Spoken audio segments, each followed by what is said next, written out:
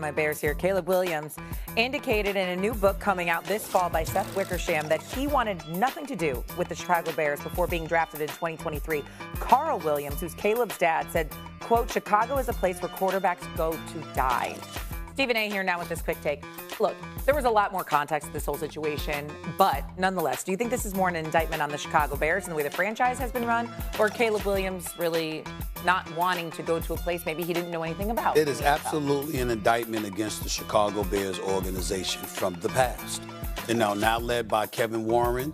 I have nothing but faith in them moving forward. I'm very, very confident that things are going to progress. I think they hired the right coach.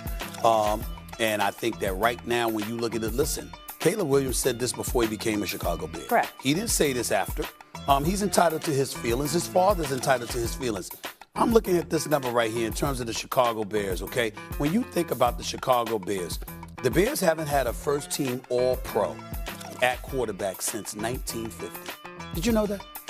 Since 1950. Over the last 60 years, only two Bears quarterbacks have made the Pro Bowl. Jim McMahon was on the team in 1985 and Mitchell Trubisky in 2018 as a replacement. Y'all have any idea how pathetic that is? I don't give a damn what Caleb Williams or his father said about not wanting to be a Chicago Bear. The Chicago Bears as an organization didn't deserve anybody having faith in them as a quarterback. Now, led by who they're being led by, okay, with Ryan Pohl, with Kevin Warren and the crew, with their new coach, Brad, I'm like, I have all the confidence in the world that they're moving in a forward direction, and Caleb Williams is a hell of a quarterback. He was slaughtered last year, okay? When you protect them and you have a better offensive mind, a coach in his team, Shane Waldron is gone now. That's not something he was confident. That's not somebody he was confident in and he was before right. He got there. He was right about that. There's nothing wrong with what Caleb Williams and his father had to say prior to being in that. They said this, but after arriving with the Bears, that's different. But prior to, you have a right to your damn feelings. They don't owe anybody an apology or an explanation or nothing. The Chicago Bears should be apologizing to the city of Chicago and to the National Football League for being so inept for so many years when it came to picking a damn quarterback. Okay, first of all, his dad is trying to protect his son, so that I totally understand where he is coming from. But the Bears are literally the definition of insanity. They've done the same thing over and over. They draft a quarterback from a previous coordinator that becomes a head coach, then they fire the coach, and then they draft another quarterback. It happened with Mitch Trubisky and John Fox. It happened with Coach Nagy and Justin Fields. We saw it happen then, obviously, with Eberflus and Caleb Williams, and it just keeps recycling over and over. Of course, this is the narrative in Chicago until it's proven otherwise. It's absolutely ridiculous it's had to get to this. But maybe this is a wake-up call for the Chicago Bears. You can't act like this anymore. First of all, they already woke up. They woke up by drafting him anyway. They haven't done anything on the field yet. But what I'm saying, well, listen, do you have a problem with the coach they hired?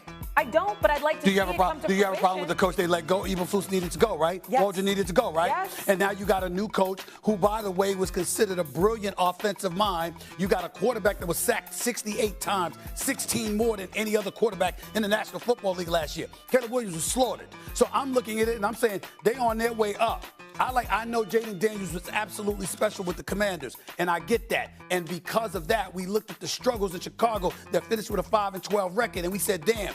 But there was a time in the season where Caleb Williams was showing us some things. Yes. He's got an NFL body. He can take some punishment, clearly. He's got a lot of heart. He can make every requisite throw. He can run with the football when necessary. I love the potential of this kid, and I don't mind at all that it's coming out what his father and what he felt about the Bears, because to me, it's going to put an emphasis on the Bears. We need to make sure to make him a liar, to make his dad a liar, by making sure that we do what we're supposed to do as an organization, which I am very confident they will do. I believe in the Chicago Bears organization right now. I truly do right now, because based on what they had in the past, it was a joke. I think it's much better now. I think they're moving forward, and I think that met with Archie to try and figure it out. Ultimately, we know what happened. Caleb winds up being drafted by the Bears. But Dominique, as you read all this yesterday, what was your reaction? Well, first, I immediately pre-ordered Seth's book because if these are his throwaway quotes, then whatever's actually in the book is going to be outstanding. And the second thing was, why would they talk to Seth? Like, it seems like it serves them no advantage, and it puts Caleb in a really tough situation where whatever goodwill he might have had, he's wasted it. And of course, he has to play well, but I don't think that there's going to be anyone willing to extend him any leniency or excuses or blame the O-line or blame the coordinators next year. In part because he clearly him and his father came into the situation expecting the worst, and the worst happened. So I think Caleb has put himself, not that the pressure can get any higher on Caleb Williams, but he's put himself in a situation where no one's going to defend him if things don't go well, so he better play well. I think the Caleb Williams case is something that's just going to be the start of many quarterbacks. He was the first NIL baby in the draft, in which from Oklahoma to USC, he took a giant payday, went with Lincoln Riley, got there.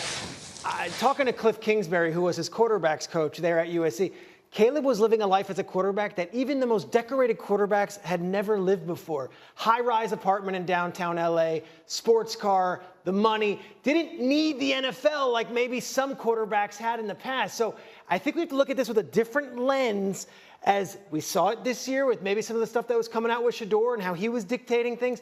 This is going to be the case moving forward, where a lot of these quarterbacks coming into the NFL might not have the, yes, sir, NFL, please do me as I'm so grateful. No, these guys, they can stay in college if they don't want to leave early because they're making enough money. And in this case, Carl Williams, the father, he was exploring all options, and they ended up leaving early and going to Chicago. But I don't fault them for saying, hey, we're going to explore everything because we don't have to go to the NFL yet. He was exploring options that actually only existed in his own head. The idea that he could have circumvented the draft and been a free agent, it doesn't hold up. The rules say he would have had to go into this year's draft. And oddly enough, any team other than the Bears would have been allowed to take him if that had happened. So I guess if you really wanted to play it all the way out, you could have. Ultimately, he went, right? And part of it says that he got to Chicago and he went back to his dad and said, I think I can make it work here. So ultimately, he said, basically, Dad, chill out. We'll take care of this.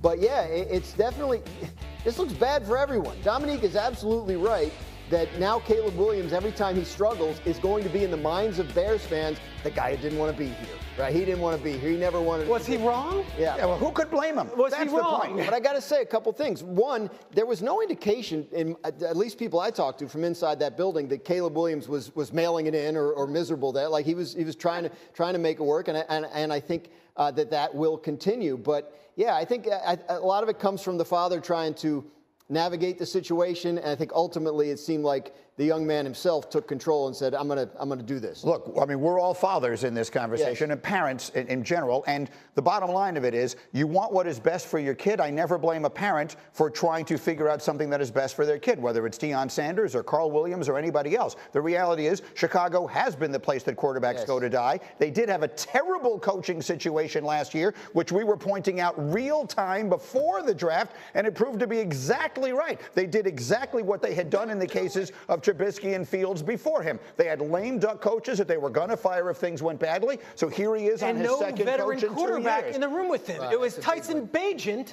and another now they have Case Keenum in the room. Right. Yeah. So in theory, they've gotten everything that was wrong right now. And hopefully last year didn't do any sort of lasting damage. In some cases, it has. I don't blame the family for this at all. As we continue back. Mắc lần lượt như vậy. Đây, lúc nổi vào đây. Đây sẽ là cái mũi cuối cùng.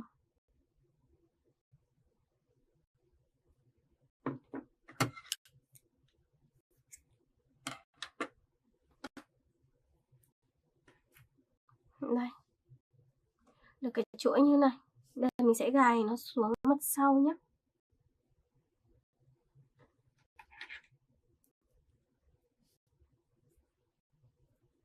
Đây, móc nối vào.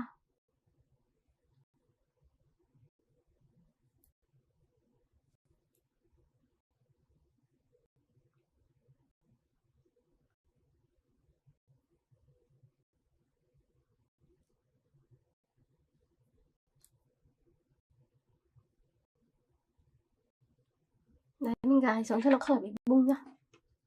Ok rồi, được cái phần như thế này nhá.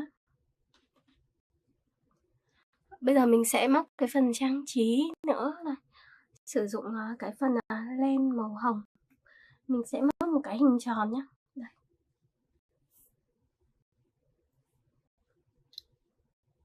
Bây giờ sẽ móc một cái hình tròn vào.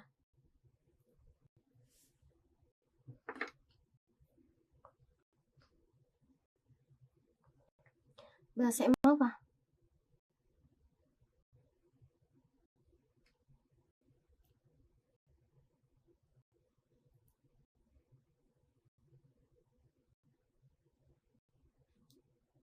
Mình sẽ móc những cái mũi nửa kép xuống nhé.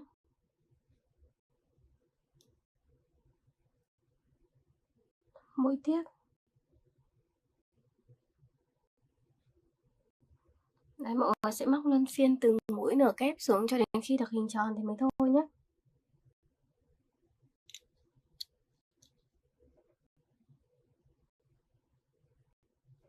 Đây, móc tiếp xuống này.